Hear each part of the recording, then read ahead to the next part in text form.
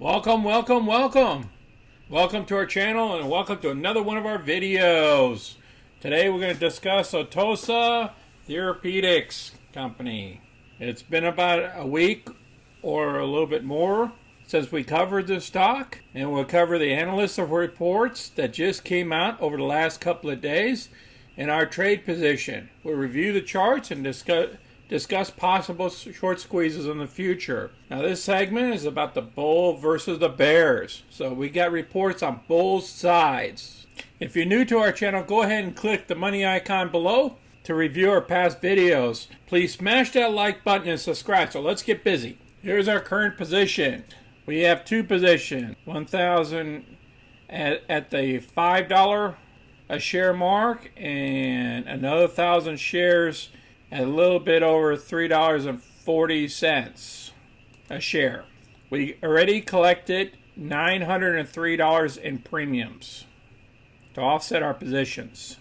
The market is closed. All the indices are up. The Russell came up just, it looks like 15 minutes before the market closed. It was a wild day today. Everything started off in the red and they all decided to go in the green. And what did our stock do? Almost about 1% down. And what's the volume? 8.8 million. The average volume is 21 million. So there's a loss of interest here. So the buyers weren't buying and the sellers weren't dumping as much. The short ratio. I don't know if you guys seen my last video. I don't think I covered this, but if I haven't, here it is. From 6:30 to 7:15. The short increased by 25%. That means another 5 million shares have been shorted. And that's based off the target price of $5.62. So the percentage of the float shorted is 21.3%. As you can see here, there's not that many shares out there in this company. A little bit over 120 million outstanding. Now here's the bull case. This was published on July 28th at 11:27 a.m. Eastern Time.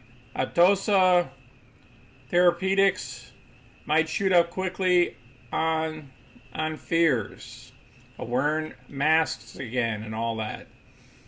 The company is a clinical stage pharmaceutical company that focuses on breast cancers and most recently the COVID. But any investment into Atossa is clearly a risky one as well. Remember, we don't have any products that's marketed or anything like that, and that's why we're sitting below $500 million market cap. If this company had a product that was approved by the FDA, this company would be at about $8 billion. The company has made progress in its focus on treating breast cancer, and it sits on phase 2. However, the stock price are much more likely to move based on the company's two COVID products. They talk about the products and programs.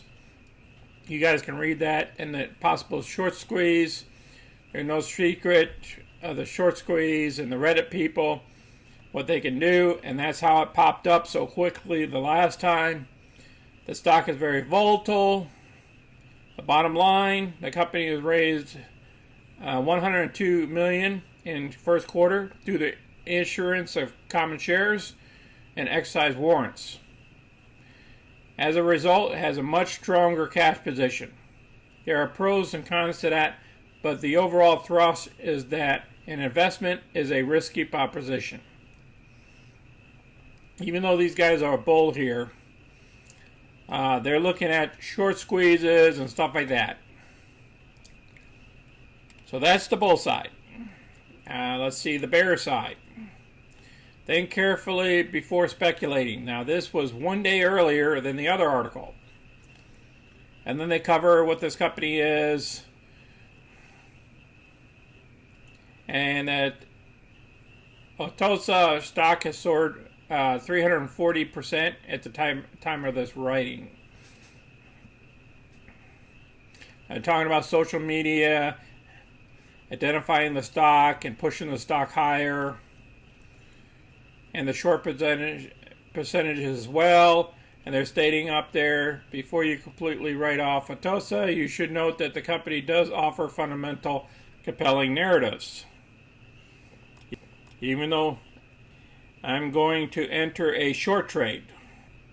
So, okay, this guy's a shorter. Just the way it is. Okay, and then more about the company and about the viruses that they're going after. Not quite an easy buy because he's a shorter. And the bottom line on it, and you know he's short this position. So therefore, this article will also be down below. Now look at the chart. We have the 200-day down here in the red, and we have the 50-day in the blue. So we're sitting right at pretty much like 10 cents above the 200-day moving average. So we have to be careful because it might drop below that. And can it? Yes, it can. If the markets in the NASDAQ and the Russell goes down, well, it will impact the stock as well. Until we get some positive news on what some of the results are, we're going to be in this doghouse for a little bit.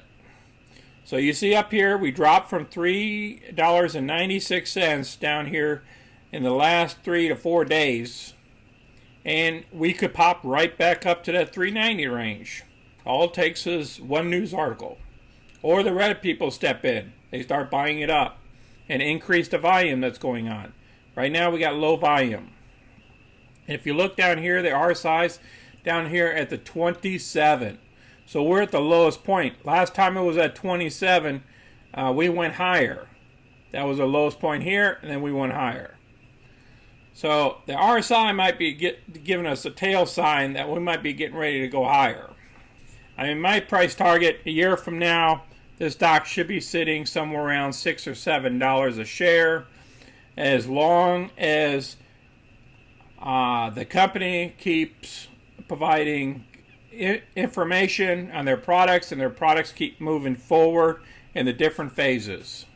So it's all dependent on the products and the Reddit community, the retail investor. I appreciate you guys watching today's video. I try to make it as quick as possible. If you have any questions or comments, or even share your trade positions, please place them down below.